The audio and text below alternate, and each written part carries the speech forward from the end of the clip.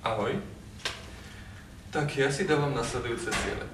Prvý cieľ je zmeniť štýl riadenia z inštruktážneho na coachovací. Môj druhý cieľ je zmeniť postoj z operation na functional. To sa týka ľudí, ktorých vediem. A tretím cieľom je zlepšiť motiváciu svojich ľudí. A ten prvý cieľ by som chcel do 29. júla.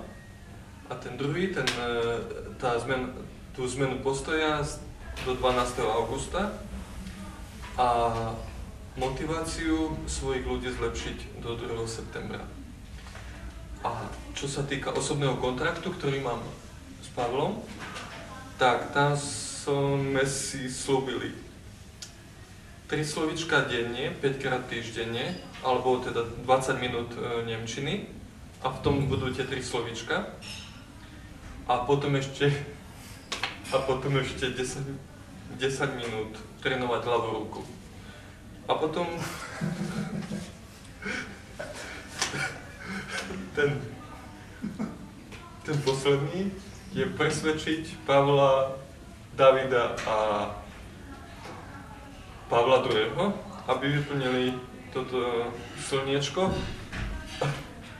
a nechali to tu. A to je všetko.